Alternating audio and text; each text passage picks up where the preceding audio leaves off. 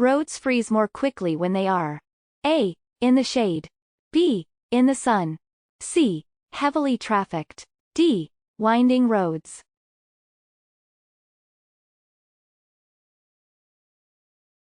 Roads freeze more quickly when they are A. In the shade. If it is wet and the air temperature is cold, the areas of the road that typically freeze first are areas that are shaded by trees, buildings, hills, or other things.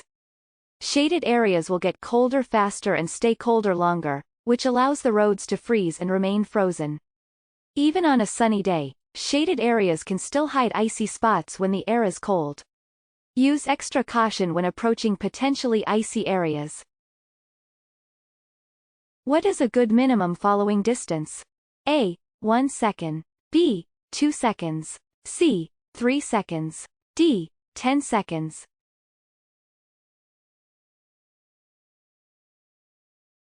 What is a good minimum following distance? C. 3 seconds. The following distance describes the gap between your car and the car in front of you. Under ideal driving conditions, a good minimum following distance to employ is the 3-second rule. Some may recommend a 2-second following distance. That means there is at least a 3-second gap between the front of your car and the rear of the car in front of you. In good conditions, this gives you enough space to adjust, maneuver, and react to potential hazards ahead. What is a turnout area? A. An area on narrow roads to allow other vehicles to pass. B. An area on narrow roads to make a U-turn. C. A lane for turning. D. A rest area.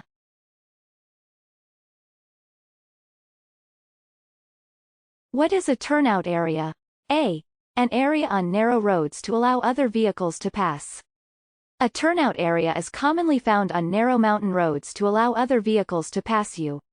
These are typically used on roads with a single lane of traffic moving in opposite directions.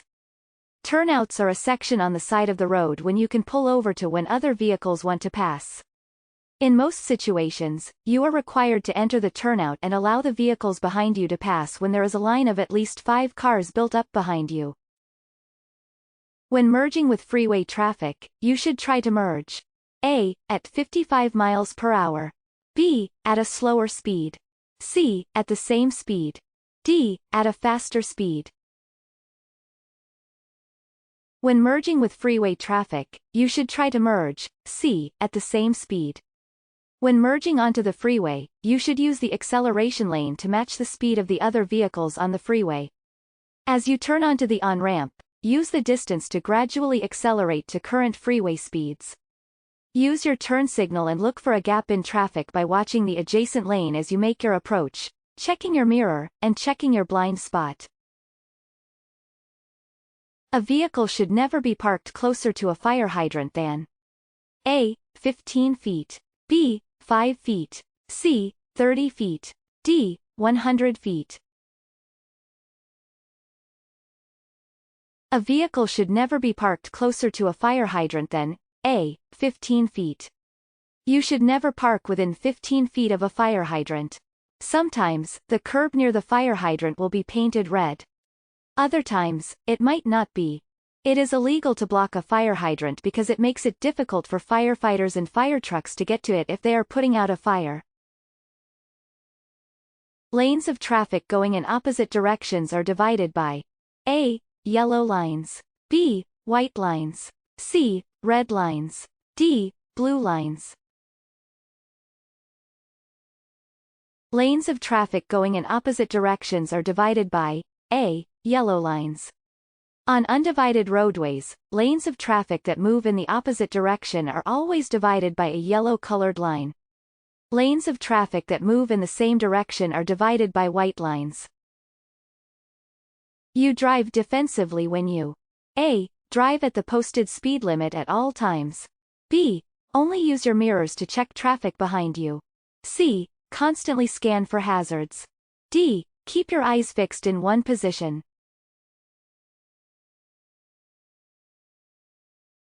You drive defensively when you C. Constantly scan for hazards. A big part of defensive driving is constantly scanning the road ahead, behind, and around you for potential hazards. You need to be able to spot hazards early so that you have enough time to react and adjust in order to prevent them from becoming a problem.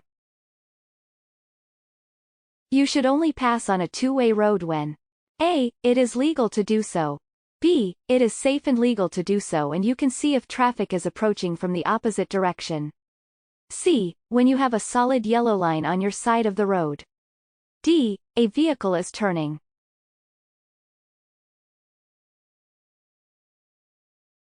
You should only pass on a two-way road when B. It is safe and legal to do so and you can see if traffic is approaching from the opposite direction.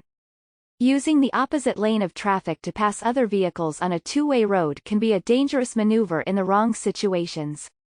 First, you must only pass when it is safe and legal to do so.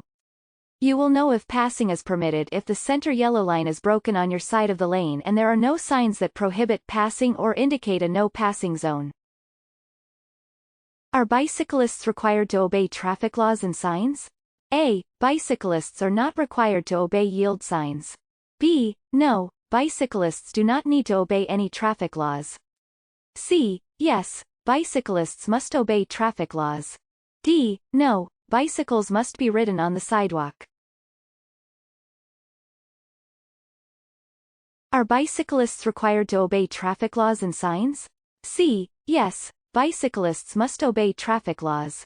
Bicyclists have the same rights and responsibilities to follow traffic laws and road signs as other motorists. While it is important for drivers to watch out for bicycles and give them plenty of space, bicyclists must also obey the rules of the road to reduce the chances of a collision. First, bicyclists need to be in control of their bike and ride in the proper position on the road, which may be a dedicated bike lane or a shared roadway. Next, bicyclists should wear the necessary safety gear and be sure to make themselves visible to other motorists. Finally, bicyclists should obey all traffic rules. When driving on an expressway, if you want to change lanes you should signal and A. Change multiple lanes at a time. B. Immediately changes lanes. C. Turn your head to check your blind spots. D. Wait at least 10 seconds.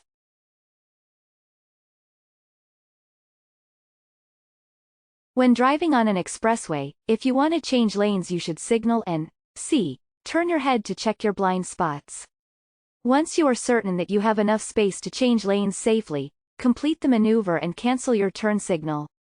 Additionally, you should only change one lane at a time. Great job! Here are some of your next steps to getting your learner's permit or driver's license. Read and study the official driver handbook from your state DMV. Take more free practice tests at puedomanejar.com. Gather all your necessary forms and documents before you visit the DMV office. Before you know it, you'll be driving in your very own car all by yourself. puedomanejar.com. Free DMV practice tests and much more to help you pass your real exams. Visit us today.